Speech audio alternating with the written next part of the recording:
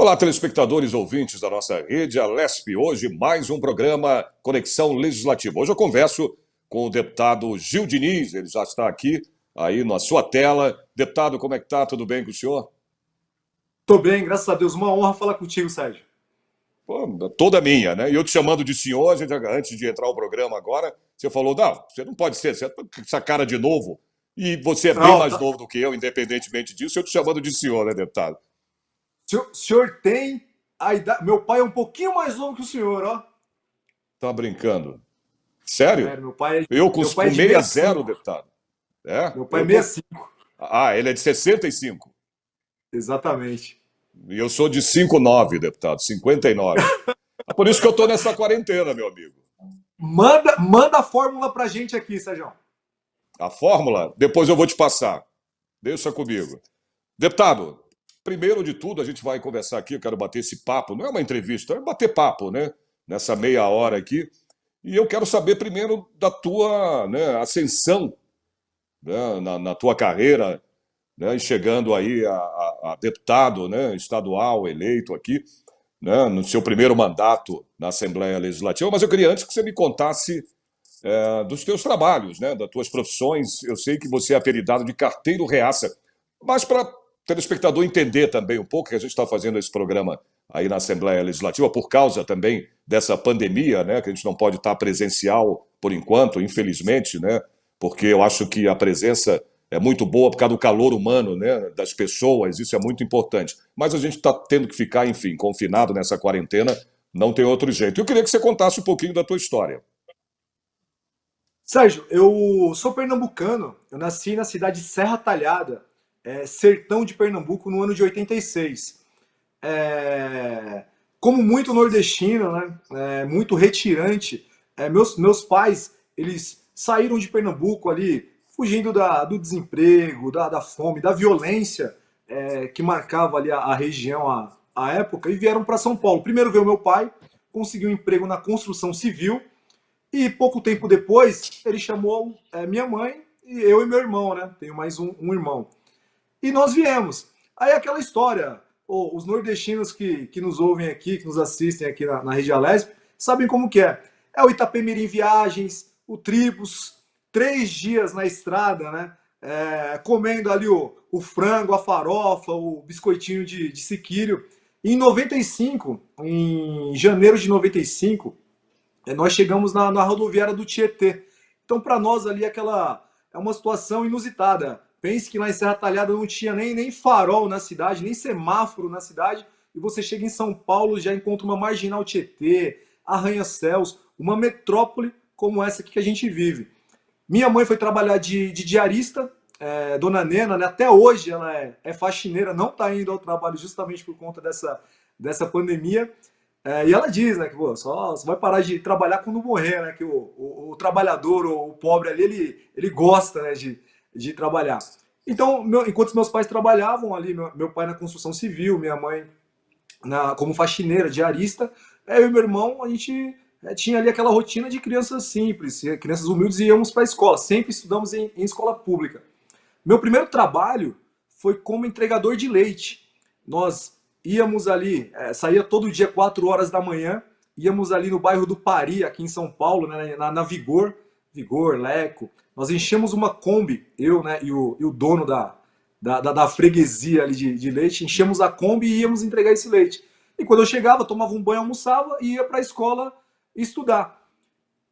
Meu primeiro trabalho esse. Depois, né, entreguei panfleto para supermercado. Quando eu tive 18 anos, bati ali os 18 anos, trabalhei como operador de telemarketing. Fui dispensado por excesso de contingente do Exército Brasileiro. Queria servir ao Exército, mas infelizmente não obtive, né, êxito por conta do excesso de contingente. Saí dali. No outro dia já estava na fila do emprego ali na Liberdade, na Galvão Bueno, a força sindical. Fui lá, peguei uma cartinha, depois fui para Atento Brasil fazer uma entrevista e consegui um emprego como operador de telemarketing, fazer cobrança para um banco. E fui trabalhando. Depois desse trabalho, me apareceu uma oportunidade melhor. Olha a oportunidade melhor. Ser porteiro na empresa que meu pai trabalhava, que era próximo de casa. E é interessante, Sérgio, que essa empresa, né, que meu pai trabalhou durante muito tempo, aí mais de 20 anos, o dono da empresa, né, seu Albino, ele cedeu, nós pagávamos aluguel, mas em determinado momento ele cedeu o alojamento da empresa para a gente morar. Meu pai fez uma reforminha ali e tudo mais, colocou um forro, né, era de telhado brasilite, colocou um forro, e nós fomos morar no alojamento da empresa. E depois ele, o filho dele, me deu essa oportunidade de trabalho. Trabalhei lá como porteiro, depois saí de lá, fui trabalhar como soldado temporário aí na Polícia Militar. Fiquei 2 anos como Uhum. soldado temporário na Polícia Militar. Depois desse trabalho, trabalhei como vigilante e passei no concurso de carteiro. Fiz ali a Dos provinha, né? Correios lá, né? No Correios, exatamente. Trabalhei por quase 5 anos como carteiro pedestre, ali na Coab Teotônio Vilela, extremo leste de São Paulo.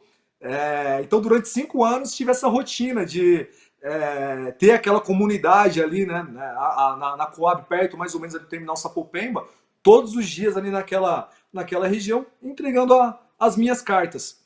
Em 2014, e daí que vem o apelido, né, de carteiro reaça, que vem até hoje. Não é que eu sou um representante da classe. Às vezes o pessoal acha que eu me elegi dizendo que era representante da classe. Não, foi um apelido que surgiu ainda ali no Correio.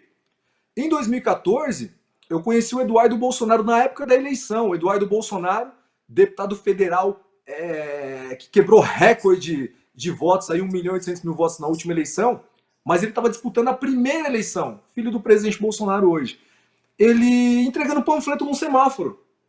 Eu saí do shopping, né, o Shopping Bourbon, eu ia pegar para sentido Avenida Matarazzo e acabei saindo pelo lado errado do shopping, saí pela Pompeia.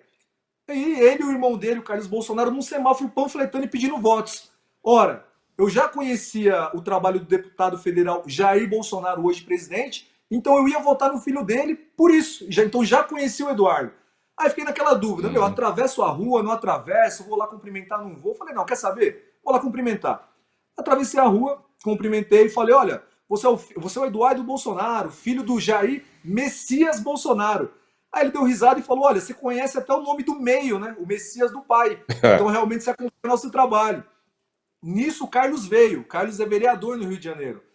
Ele disse, olha, você mora onde? Eu falei, eu moro lá numa favela, lá em São Mateus. E ele, você trabalha com o quê? Eu falei, eu entrego carta, sou carteiro. Aí ele, poxa, meu, funcionário público, né, morador de periferia, pô, acredita no nosso trabalho. Peraí.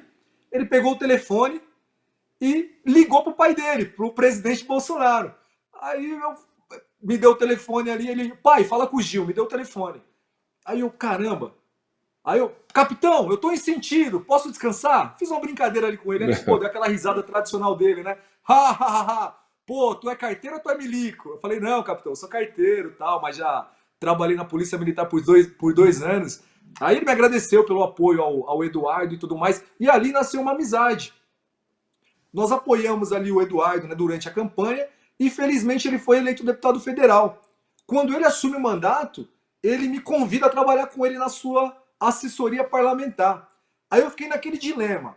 Ora, no Correio, eu era concursado, eu tinha um concurso público, então assim, era um funcionário público, né, concursado, então tinha aquela, entre aspas, estabilidade.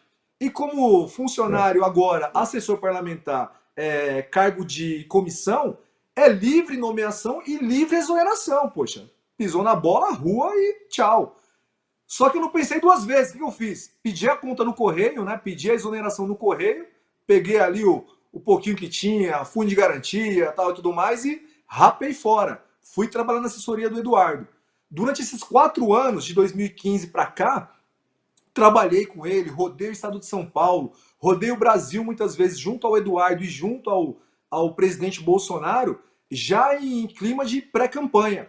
E quando chegou em 2018 agora, o Eduardo me convidou, o Eduardo e o presidente Bolsonaro, os dois me convidaram a sair candidato a deputado estadual.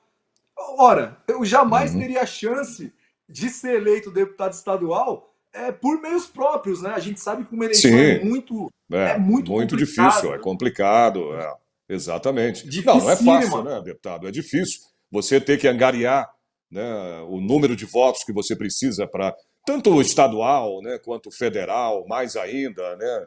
para senador, são muitos votos, né, deputado? E você precisa fazer um Exatamente. trabalho de campo muito grande, né?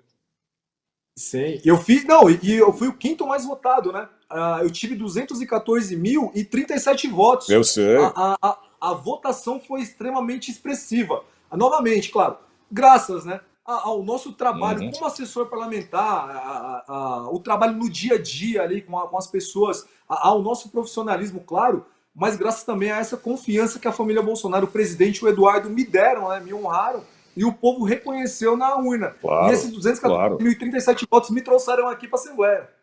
Ah, que bom. Agora, deputado, eu quero falar da atuação exatamente na Assembleia Legislativa, né? Eu sei que a tua área aí de atuação é a educação, né, deputado? Segurança e também a defesa da vida. É claro, isso é muito Sim. importante. Mas eu queria que você falasse disso. A gente está trabalhando, estamos tendo aí nesse momento de pandemia, né, que a gente está passando, as sessões plenárias virtuais, né? Eu queria até que você falasse um pouco, né, dos projetos de regime de urgência, que são os projetos que estão sendo discutidos ou aprovados ou não, mas tem que ser em regime de urgência por causa dessa pandemia.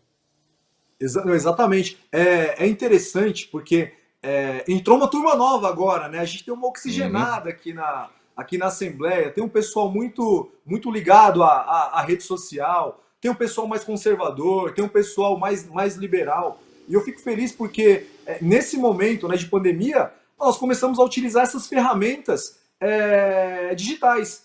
Então, ou inclusive, como você disse agora, a gente está usando o plenário virtual, a gente está entrando em sessões virtuais. E é um momento histórico, Sérgio, por quê? Teve uma votação aqui, se você acompanhou com certeza, da redução de Sim. salários dos deputados. E eu acredito que é muito simbólico, né, para a população ver político votando. E olha só, querendo ou não, teve que votar, teve que colocar ali o seu voto. Teve alguns ali que conversavam comigo, olha, poxa, pensa bem, eu não.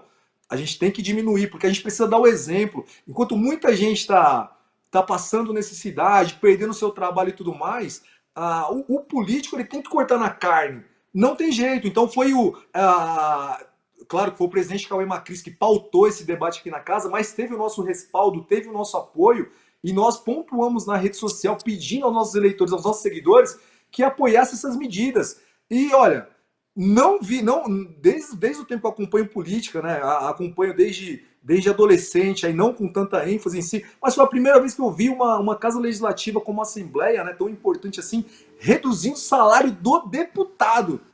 Isso foi fundamental, histórico para nós aqui. Então fica um legado aqui desse tempo que é um tempo conturbado, complicado, mas que nós podemos sim, né, cortar salário, cortar ali alguns, entre aspas, privilégios que a classe política acaba tendo e que a população muitas vezes não entende e critica. Mas a Assembleia, ela puxou aqui o debate no Brasil e está dando exemplo para outras assembleias do Brasil e para outros poderes também. Quiçá o Poder Judiciário, o Poder Executivo, faça a mesma coisa, né? E faça esse gesto para a sociedade também. E nós tivemos também, deputado, outros projetos em regime de urgência, tal qual o projeto de lei 351, né? Aí que antecipando aí feriados. Eu queria saber a tua opinião, o que você acha? E tinha, inclusive, dentro do projeto, né, algumas emendas, como o lockdown. Queria que você falasse sobre isso. Fui totalmente contrário. Veja, o governador ele protocolou esse projeto no meio da semana. Ou seja, ele surpreendeu todo mundo. O prefeito de São Paulo inventou um feriado na quarta e na quinta, um ponto facultativo na sexta, e tentaram colocar o feriado, e conseguiram, né, o feriado, antecipar o feriado 9 de julho para segunda-feira, dia 25 de maio. Veja, o governador achou que ia conseguir aprovar aqui na Assembleia em 30 minutos, que ia ter acordo e tudo mais. Não teve. Nós obstruímos, fiquei ali pedindo questão de ordem, pedindo tempo regimental, e nós adentramos a madrugada, foram mais de 14 horas seguidas. Outro movimento histórico aqui na Assembleia, porque o presidente Cauê Macris ele precisou chamar 7 sessões extraordinárias seguidas. Ele teve que chamar 9 ou 10 sessões extraordinárias para finalizar todo o processo de votação. Então nós nos posicionamos contrário, por quê? O governador e o prefeito sempre, em seus discursos ali no palácio, disseram que o povo não estava aderindo ao isolamento social, o povo estava indo para a rua, e eu compreendo, por quê? Porque tem pessoas, lógico, tem grupo de risco que precisa ficar dentro de casa, mas tem as outras pessoas que precisam trabalhar para levar o alimento, são sobreviventes. Se não trabalhar, não vai conseguir levar o alimento para casa. Essas pessoas estão indo à rua justamente para sobreviver. Então, nós entendemos que um feriado dessa magnitude, antecipado, sem qualquer tipo de planejamento, né, anunciaram na mesma semana, o que ia gerar? E os deputados da Baixada Santista e do interior de São Paulo falaram, olha, vocês vão espalhar aí milhares de paulistanos, né, São Paulo, a capital, que tem os maiores casos, né, de contaminação do coronavírus, vocês vão dar um sinal negativo para a população que pode ir para a Baixada Santista, pode ir para a praia, pode ir para o interior, visitar a família. É justamente o que a gente não quer. Então eu me posicionei contrariamente, porque, primeiro, é um feriado, é a data magna do povo paulista. Se São Paulo fosse um país, o nosso 9 de julho seria o 7 de setembro, seria o dia da independência. E fora isso, não teve planejamento nenhum. E o que conseguiram fazer foi dar um sinal negativo para a sociedade que você podia viajar, podia sair de casa, e quando você vai ver os números de isolamento no período do feriado, praticamente não se reduziu absolutamente nada. Foi um ponto e meio, no máximo 2 pontos de isolamento. Então foi uma medida, né, sem planejamento nenhum, e o que nós criticamos aqui o governo de São Paulo e o prefeito de São Paulo. É a gestão do improviso. Eles estão conseguindo fazer remendos e remendos e remendos sem planejamento nenhum. E na sua opinião também isso pode ter acontecido com a questão dos veículos, dos automóveis, quando foi feito, né, a saída de automóveis em dias pares e os automóveis com placas ímpares nos dias ímpares. Qual é a sua opinião sobre isso? Não, primeiro, né, a gente precisa lembrar que o povo de São Paulo, tanto o paulistano, né, aqui na capital, quanto o paulista de modo geral, que primeiro fizeram o seguinte: bloquearam, tiveram a brilhante ideia de bloquear algumas vias. Bloquearam avenidas importantes aqui na cidade. Caos, caos. Ônibus lotado, congestionamento e tudo mais. Não deu certo, voltaram atrás.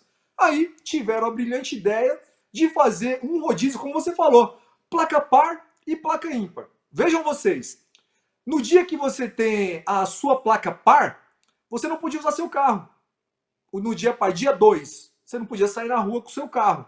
Você tinha que ir para o transporte público, para o ônibus, para o metrô. O que acarretou?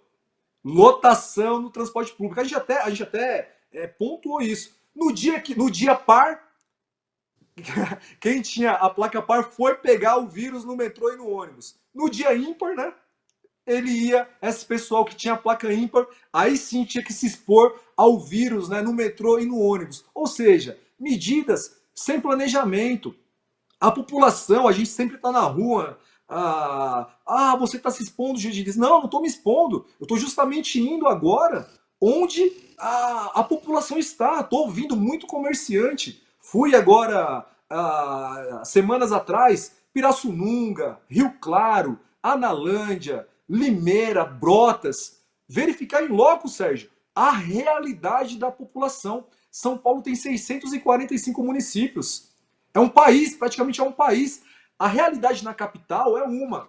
A realidade em Presidente Prudente é totalmente diferente, que é diferente de Franca, que é diferente do litoral. A gente não pode tratar da mesma maneira esses diversos municípios que têm as suas realidades, as suas peculiaridades. Então nós nos posicionamos contrários a esse rodízio, criticamos demais, né? Inclusive nós entramos com algumas medidas judiciais que não foram acatadas e que acabaram perdendo o objeto, porque o prefeito viu que tomou medidas extremamente absurdas e recuou, ainda bem que recuou dessas medidas.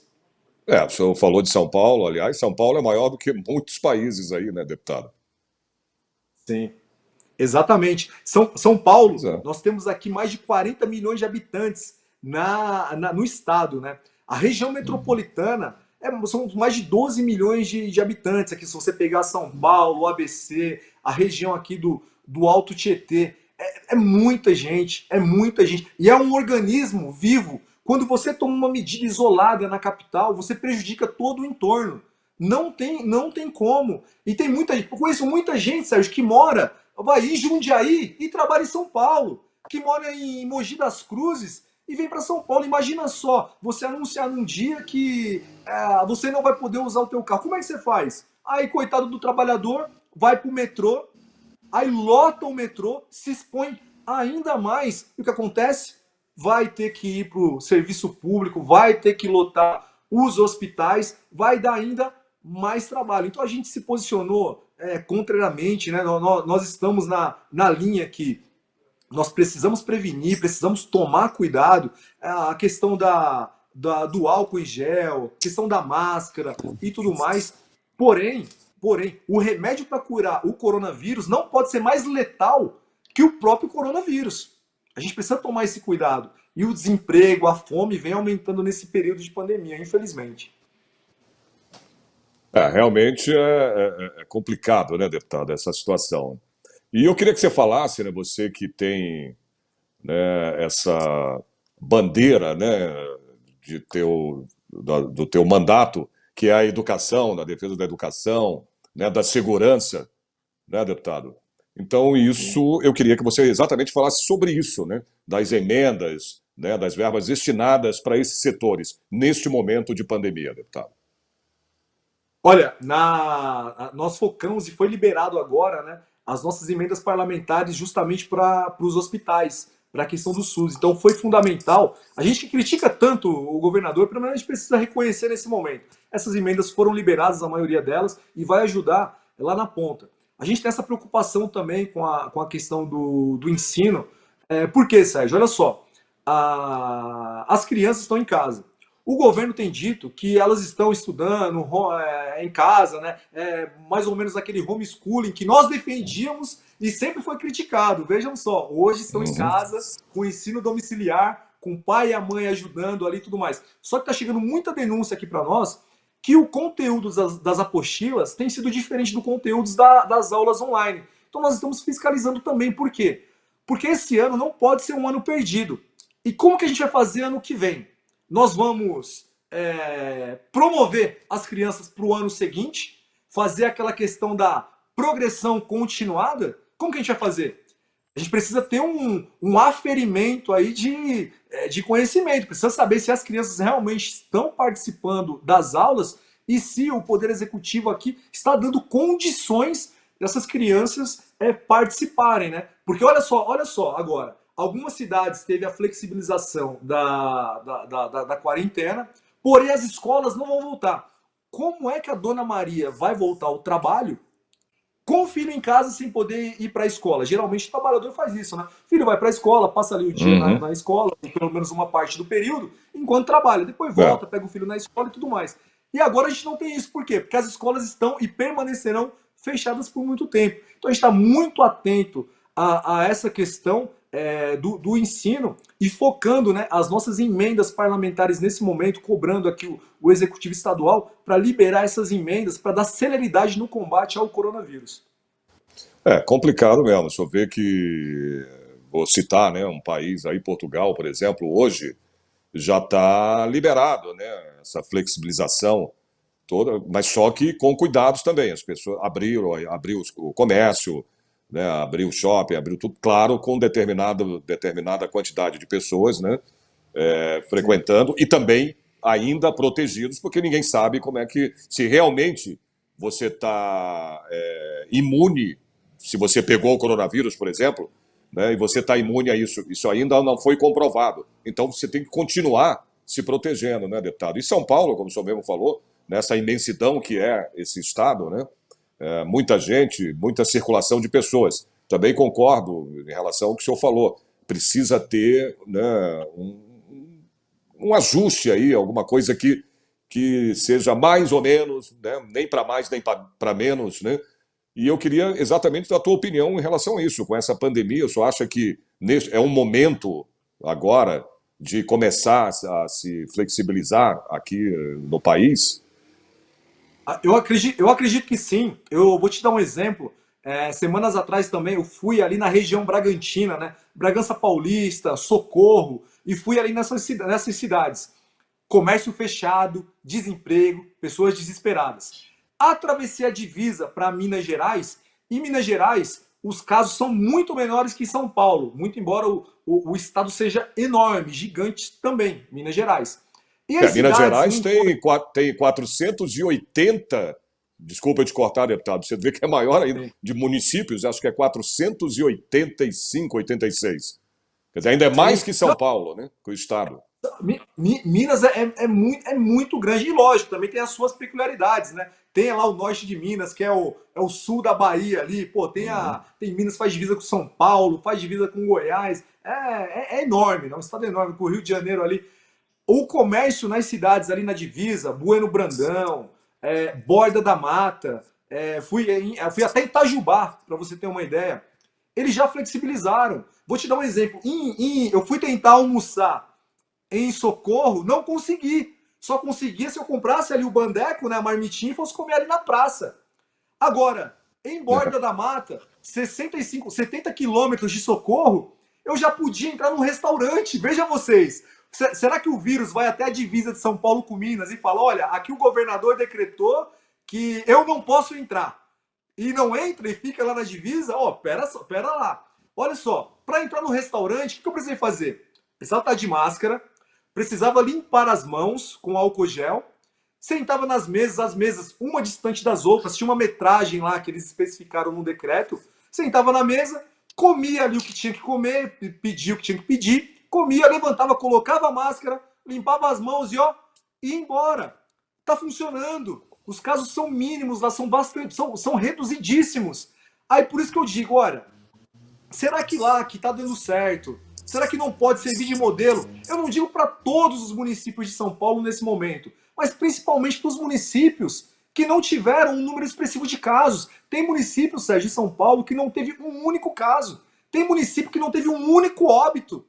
Mas o comércio nessas cidades fechou absurdamente, o que gerou. Gerou o quê? O caos, o desemprego. Vou te dar um exemplo. Fui em Brotas, né? Conversei com uma empresária lá em Brotas. Ela chorando para mim, mandou embora 120 pais de família.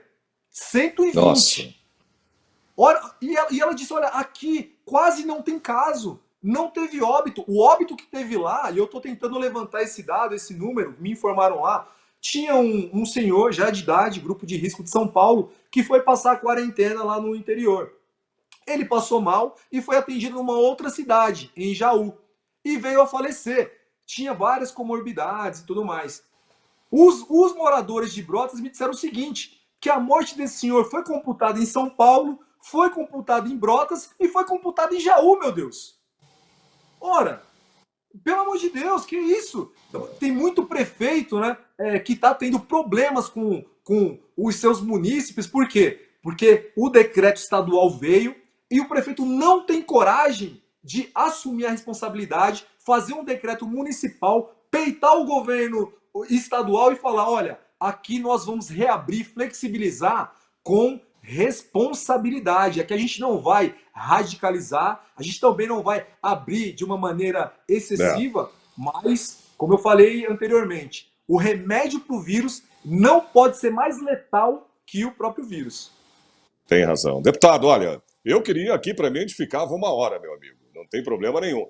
Mas eu quero saber se você topa a gente fazer um outro programa depois, né, para poder bater esse papo que é muito bom. Não é uma entrevista, é um bate-papo. E eu queria Sim. agradecer, né, essa oportunidade de ter você falando aqui no nosso programa, o Conexão Legislativa. E eu espero ter um outro encontro contigo, para a gente bater mais papo e conversar sobre assuntos importantes de interesse também aqui da população do estado de São Paulo. Obrigado pela sua participação, deputado Jordires.